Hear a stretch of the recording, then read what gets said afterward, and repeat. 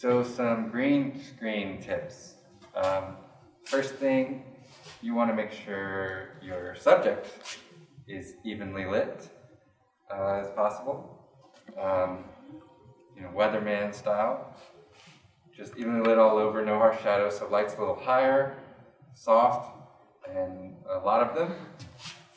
And then you want to make sure that your background is evenly lit. No wrinkles. This paper we'll just have to deal with. But if it's fabric, you want to bring an iron. Make sure it's super flat. An important part of this is that it's lit separately with these backlights than my subject. So entirely different lighting setup, as evenly as possible, soft. We don't want any of my shadows on the green screen. So as much space as you can put between your green screen wall and your subject, the better. In studios, it would be a warehouse, and the green screen would be, yards and yards away from the subject, and we'd have great, giant, big, soft overhead lights, so there's no shadows going backwards, all just flat on the floor. So this is a pretty good separation. To help with this separation even more, is I will have a relatively shallow depth of field on my camera. So this is pretty good. There's a little bit of leeway, but my focus is somewhere around here. So yeah, relatively short, shallow depth of field. So it's not bad. It's actually great to have a little bit of blur back here. It will help even out any inconsistencies and texture that I have on the green screen, and sharp edges on your subject make it very easy to key and control any spill. So for my lighting here, I still have my key and my fill. It's a little harsh, but it's working well. And then I have a backlight to help with that separation and just give me a crisper line on my subject. And I'm just doing like a profile shot here, so it's not that bad. And I'm also wearing black, which is not that reflective. So if I was wearing a brighter color, this backlight would be even more important. That green would reflect on my skin and clothing, and this backlight just helps knock down, fill that green in. Another important setting I need to make sure in my camera is that it's balanced for the light. These are all daylights here, and I see that it is indeed set to 5500, which is where we want it to be. The next important camera setting to have is my shutter speed. So just double check here that it's something relatively high. If you remember, I've suggested just to start at double the frame rate, which would be somewhere around 50 or 60 here. In this instance, we're going to go up. I'm going to just start at 100. I want as crisp movement as possible each frame, so no little to none motion blur. I'm not going to be moving very much in this shot anyway, so it's not that big of a deal. But any kind of motion blur would be extremely hard to key out, as you imagine that blur is going to be mixed in with the green. So that's really important. Again, we're going to go back to our histograms here to help us out with this exposure, because green screen lighting can be pretty difficult because it's hard to tell what is it exposed for the green screen, is it exposed for me, are they in balance, and typically green screen shots they can tend to be overexposed. So we're just going to look at the histograms here to help with that. I'll get them back up so you can take a look at on the screen here. Histograms for green screen we're looking at the overall luminance here, if you remember. So 0 to 255 is what that means. This is just green. So that is the range of values that is across that piece of paper there. Probably a lot of it's coming from this darker zone. There's some hot spots and some, more shadowy stuff here. If I could spend a little more time to even that out, maybe add one more overhead light, that's fine. But I'm also only going to be right here. So if this is the area that's going to be keyed out, that's okay. But that's my exposure of the green. This is important because pure white is made up of green, red, and blue combined. The reflective properties of green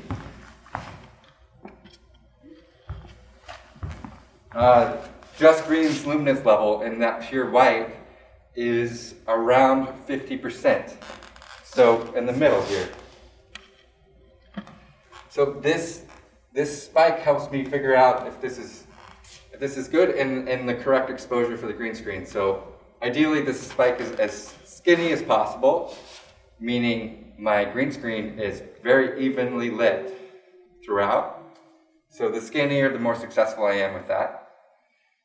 And I want that overall luminance to be somewhere between 50 and 60%. With nothing in the frame, that's where I want this to be. The closer to 50, the better. This is on the dark side, so I'll see how it goes when I reintroduce myself to the frame. I'm wearing a lot of dark colors here, so we'll probably adjust this. Let's see what, if I go a little bit more light. So I'm going to get the histograms just up a little bit more without me in there. Okay, this is not bad. I'm above 50 and 60. I'm kind of in between the two. And then you can tell that I am, on the far end here. So I should probably throw a little more light on myself because I am clipping. So I just want to make sure that, the green screen's there. It's great. And then my subject is not clipping into the shadows. So some of this black is getting lost. So maybe I'll just adjust this and see if that gets a little better.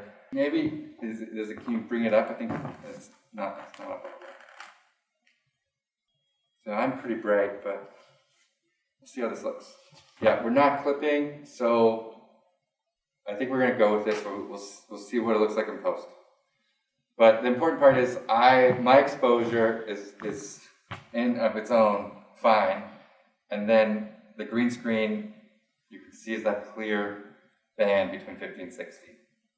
So use your histograms to help you determine the overall brightness, but also how even the green screen is.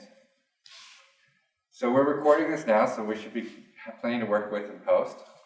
And I'm actually going to just drop my keys because I'm going to demo a little sound repair as well. So I'll talk while I'm jingling them and then drop them. And I'm going to try to take that out in a minute. Okay, so I'm going to open a new Premiere project here. And I'm just going to call this Green Screen Demo. And make sure my location is set where I need it to go.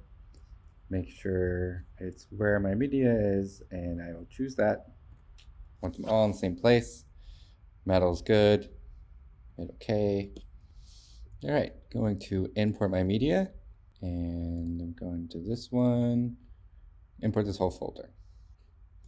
So I've got all my files here, and I'm just going to quick cautionary tale. I'm going to show you what not to do here.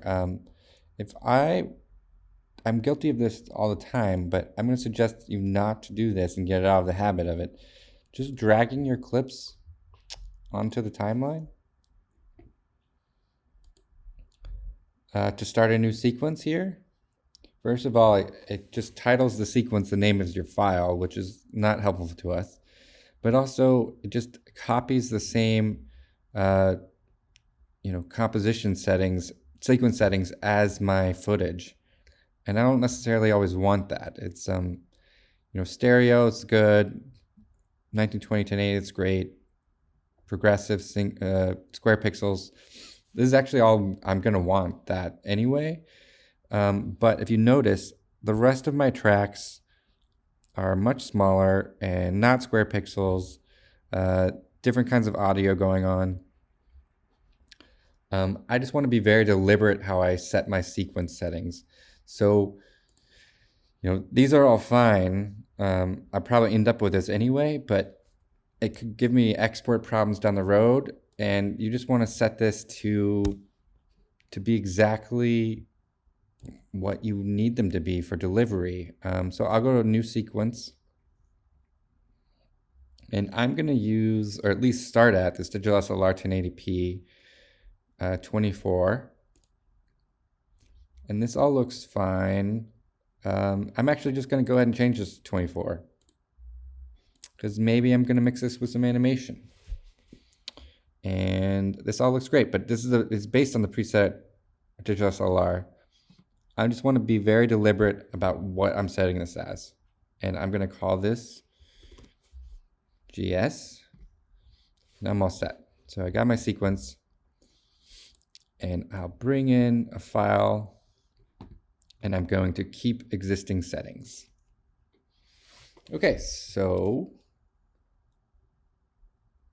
got my clip here. Got to turn the... All right. I'm going to show you some audio things real quick before we do the green screen. And now I dropped the keys in the demo. I'm going to drop my keys here. Right, there's a little bit of jingling there. And that's drop, that's like really loud and annoying. So I'm just going to show you how to like fix that, and also just this background noise. It's kind of loud. In general. So let's just to see a little bit more what's happening. You see the noise floor there? So I'm going to fix this up. So the first thing I'm going to show you is just what's in Adobe and in Premiere itself. So I'm going to switch workspaces to audio. And this is the essential sound panel. If I go to edit, I have these tags to label this piece of sound.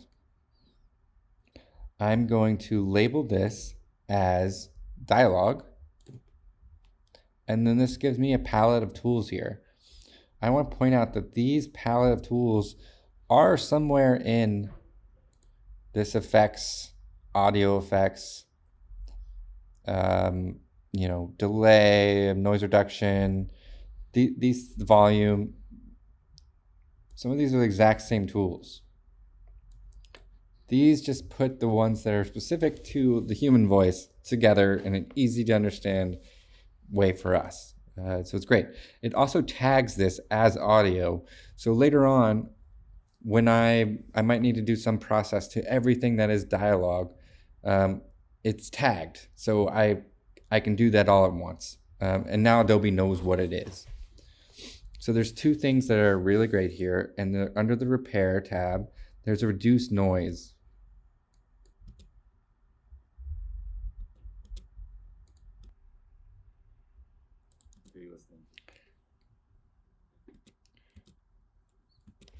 So when I play this, there's a little background noise, and you can see here my levels. My noise floor is quite high.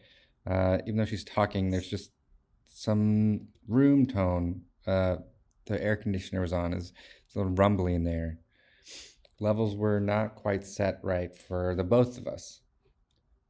This is just a quick way to reduce that background noise. So if I click this, it'll knock it down quite a bit here. You see? That's maybe too aggressive. So I do want a little bit of room noise, a little bit of presence. And I'm not sure you'll be able to hear this, so I'll up the volume and see. Do you hear this background rumble? I can cut it out completely. Okay. So this is a really quick way to knock that down. Now the goal here is not to get rid of it completely, it's to get rid of any distracting things. We want people to focus on what we want them to focus on. So that's reduce noise. Rumble and dehum work pretty well for the same things. And then there's also reverb, which is a creative way to do things. Just different equalizers for different situations. If I add this reduce reverb here, let's see what it does instead of the noise. What music are you listening to?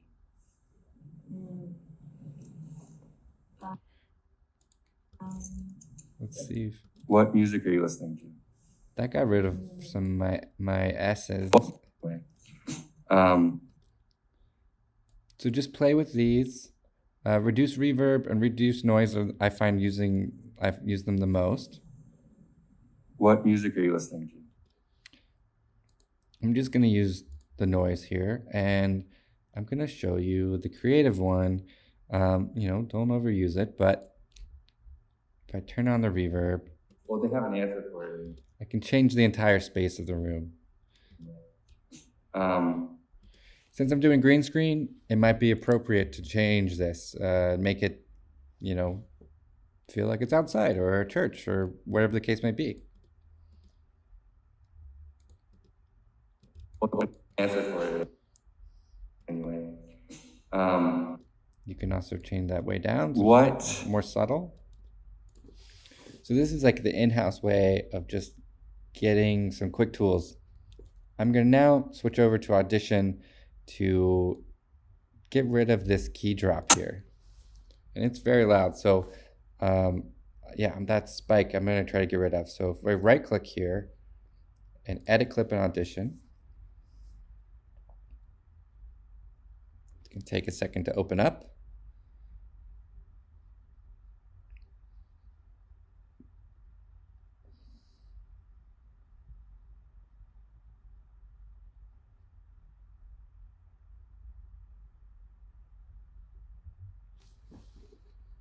And I have my waveforms, my audio here, and this is a spectral way of looking at my audio. And you can see this is gonna be my key drop here. Woo, very loud. There is a Band-Aid here, spot healing brush. If I click this, and I can actually just up this size a little bit, and I paint over this really loud, harsh noise.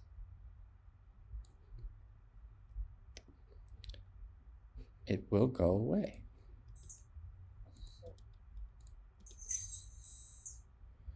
So there's still a little bit of a high end there. Looks like I missed something up top.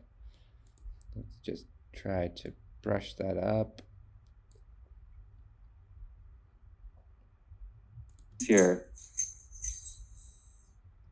And there's a sustain hiss there. Let's try and knock that down. So much better. Could probably get away without people noticing now. There's still some jingling here. So there's another way to do this. I'm going to highlight it with my time selection tool. Highlight this section. I can only do this for up to 4 seconds at a time. And again, this is not like a tool to fix like all of your audio, just like the cell phone that went off, the cough during that take, the car horn outside. So if I select that, I can auto heal selection. And Adobe just analyzes that. You can see they kind of like tooled some of this audio over, but it analyzed the background noise and tried to guess what you wanted there or not. So let's see. Easier. Pretty good, knocked it mostly down. So a little bit more cleaning up in background in Audition. It's a little more robust than Premiere. I select just the background. So find a selection, and I go up to noise reduction, capture noise print.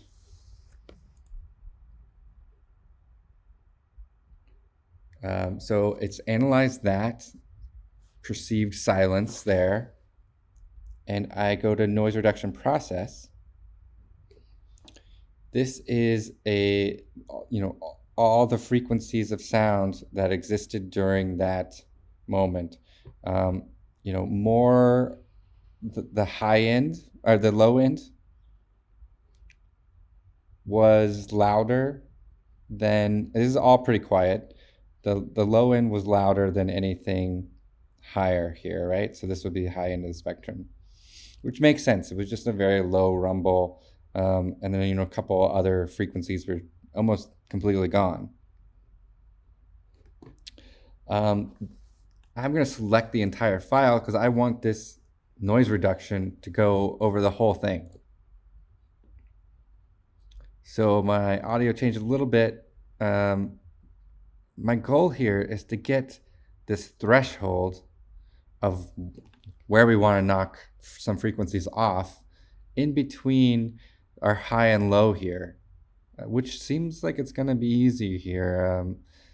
So I just want a little bit of separation, and I'm going to play it back so I can listen to what I'm doing.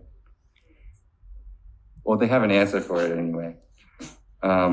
This is how much it reduces it by. And this is like the percentage. So it'll be the combination of these two. Yeah. And I don't need to be that aggressive here.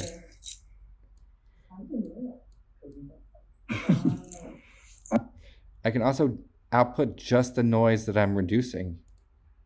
Let's see if you can hear it on your end. I'm not sure you'll be able to.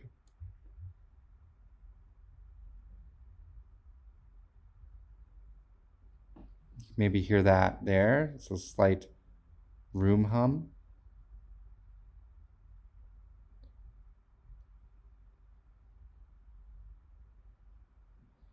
So I want to go there. I want to knock it down, but not by a lot.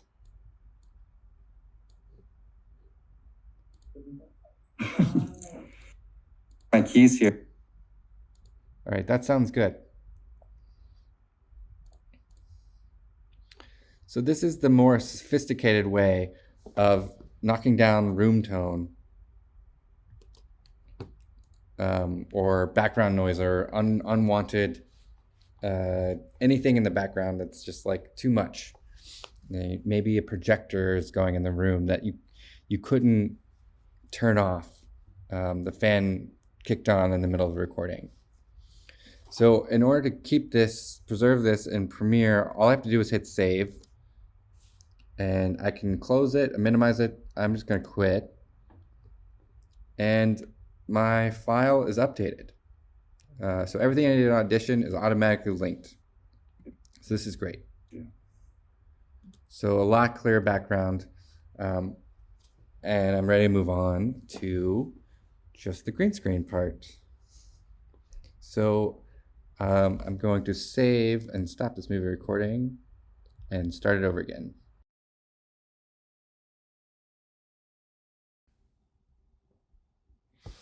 Okay, back in Premiere, and I'm going to do some green screen now. And I'm going to use a new clip. We'll bring it over.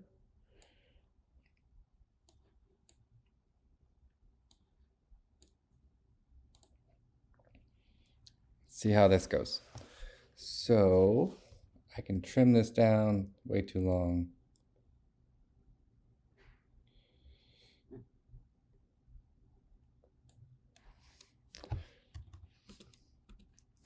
All right, so I'm talking about something. Let's add a key to there, and I'm gonna go to the effects workspace.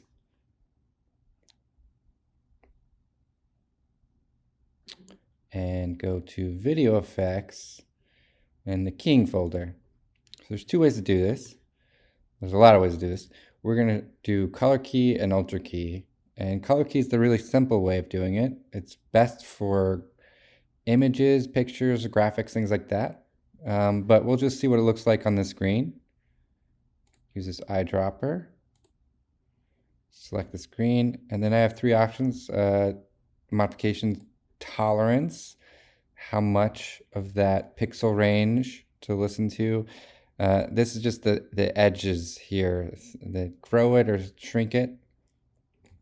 And feathering. So feather that edge, soften out, and pretty close there. So I'm actually going to crop out this stuff here by making a mask. I don't need this in my final project. I just need me here, right? So I'm just gonna go ahead and save real quick and add a mask. I'm gonna add a mask on my opacity layer and not on my color key. Notice they're in both places. So click this rectangle and make a mask. Just get everything in here.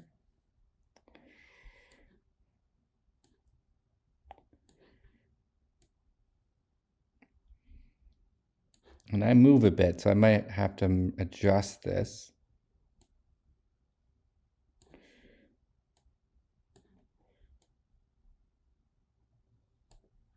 That's okay for now. So we got a mask going, and my key is only in this mask, which is fine. I can add another color key to get this kind of other green going on. It was a little too aggressive. Let's see if I can thin the edge a tiny bit and feather a little bit more. I can't tell what's going on. I can see there's some green, but let's see what it looks like over something. So I go up one layer and add the sword. And let's see. Oh yeah, great still. Yep, so I'm getting keying out of my eyes a little bit. Look at that. Yep. These edges are pretty good. But I'm being way too aggressive on, I think it's the second. Yeah, the second one. Maybe the first one too.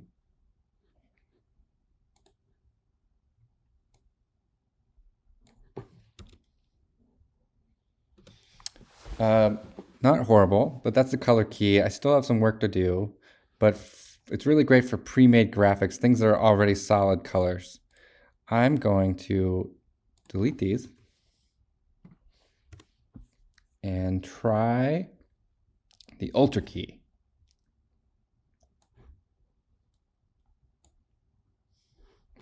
So the Ultra key gives us a lot more control over this key here.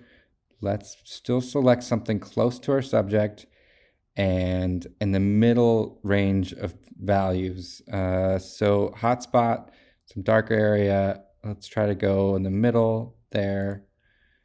And that's a lot better. There's a lot going on. There's still something going on here. If I play it, I'll see more of that noise. So let's see if I can mess with that. I know that's a hot spot there and there. So let's see if I can adjust the highlight before I go to tolerance and pedestal. And try to knock down the highlights. I don't want to go all the way down. So let's see if tolerance can be adjusted. It's knocking down a little bit here.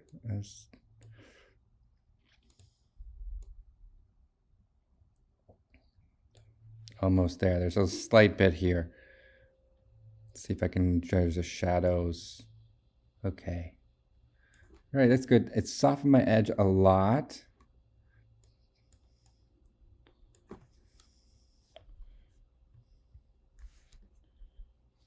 And I've still got some noise at the beginning.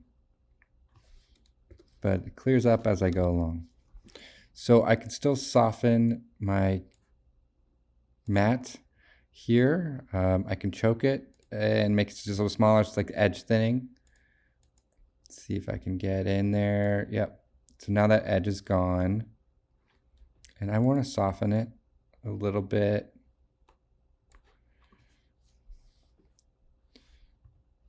And just go in.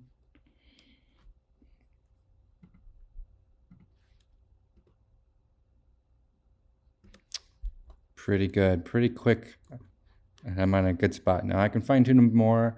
There's a little bit of a spill. But that is the Ultra key. So, that's great. I'm gonna add some more interesting things happening here. I'm just gonna stop this video for a second and I'll show you some background compositing. Okay, so let's look at the backgrounds. This is good. This background video, the sword video, is not the full frame. You can see maybe from earlier you saw the resolution was 1280. It's smaller.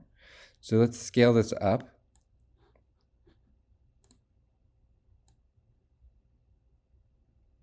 Full frame there. Okay. That looks good. I'm going to trim this a little bit. All right, so got my background full screen. I want to make this background a little bit more interesting. I'm getting weird here already. So I'm going to add a compositing layer. I'm going to composite it with another layer. So I'm going to actually make this into another sequence. Let's go ahead and nest this actually. So I'm going to right click on this sword movie and go to nest and call this background 2 and hit OK. So now it's green, indicating that it is indeed a sequence, and I have it here in my project window, and that is the sequence. Double click on it, and there's my sword movie.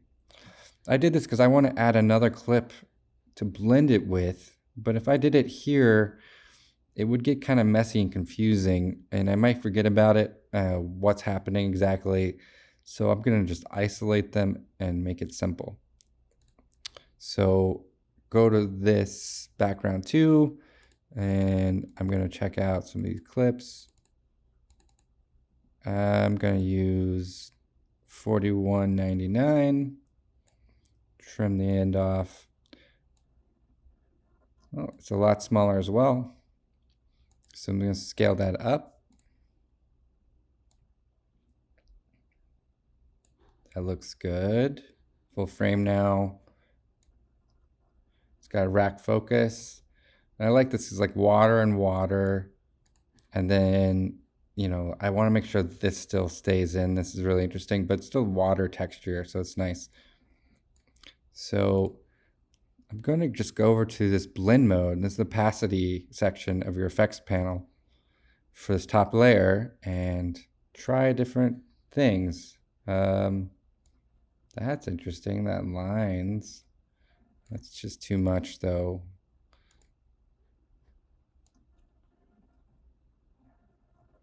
That's kind of interesting. I wonder if that could be more like sharper. Let's see if I go down.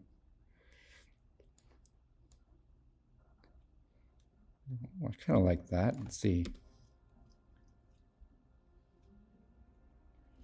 I'm going to try one more overlay.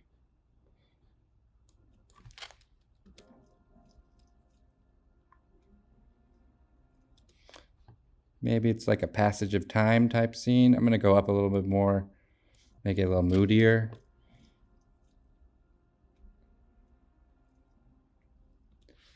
I like that. It's very fantasy anyway with this. So water, something of interest. Still some more texture in the background, and then just like these waves and this rack focus. I like it. So this blend mode is here, and I might forget that it's there if I overlaid it on top of something else in my timeline down the line. So that's why I'm nesting them here. So it's just a good way to work. And I'm going to save this before I add another element here, and just stop this video and restart it again in a second. Okay, so it just crashed, so hopefully I'm in the right spot. I'm going to add one more element here. I got the green screen and a composite background, and I have this pumpkin video somewhere, and I'm gonna add this guy on top. Let's double check. Yep, it's here. Gonna move this down. Got this pumpkin going,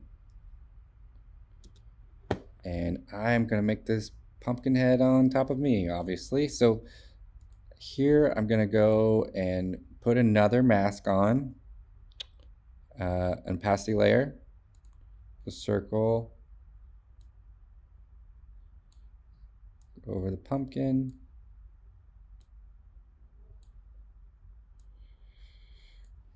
and feather that.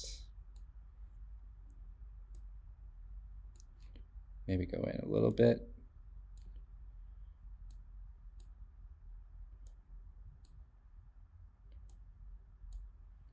That looks good. I'm going to scale this down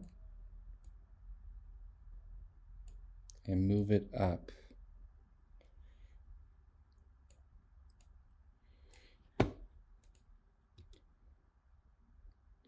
All right, that's pretty funny. Cool. So we got another layer on top. I'm gonna hit save. Now Premiere is pretty good at layering these up. What it's not so great at is moving these things around. So I'm going to show you what I mean. I'm going to do a Premiere and then show you in After Effects. So if I want this pumpkin to be here and then around 2 seconds and then be out of the frame around 6, it's really hard to move this around in Premiere. So but I can move it. So I'm going to show you. So put it at 2 seconds. Go over to the motion here, and I hit this stopwatch. This makes a keyframe. It toggles the animation mode here. And I added a keyframe. So a keyframe just tells you a value. In this case, it's position at a certain time. It comes from animation, and keyframes would be the most important actions of an animation. And then I'm going to go over to around 6, and I'm going to scroll up, and it adds a keyframe automatically.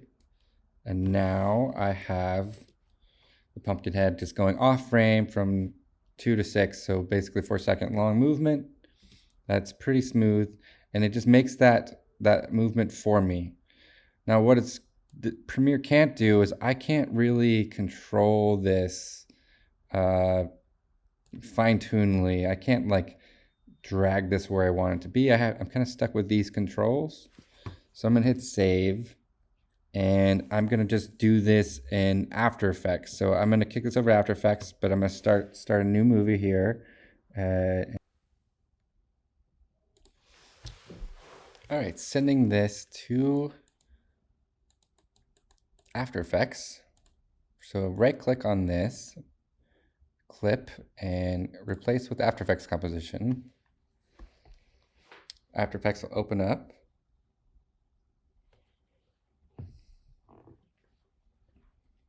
And I need to call this something. I'm gonna call demo motion. And my pumpkin head is here, and you'll see my keyframes have it going straight up like Premiere. They are linked, and my keyframes are there. And my keyframes are on my main timeline in After Effects because this is primarily what it's for. So if I scroll through, I can see it go. And from here, I can actually adjust way more this motion. So I can give it a little bit of a wiggle, on its way out of the frame.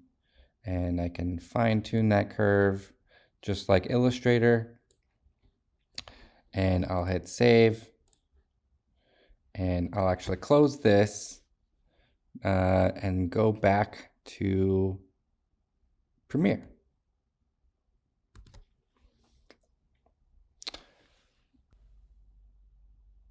Okay, back in Premiere, and my After Effects composition is here now in my timeline, and I rendered it, but I got my wiggle there, and you can see it's a link composition, and I got my little wiggle out of the frame.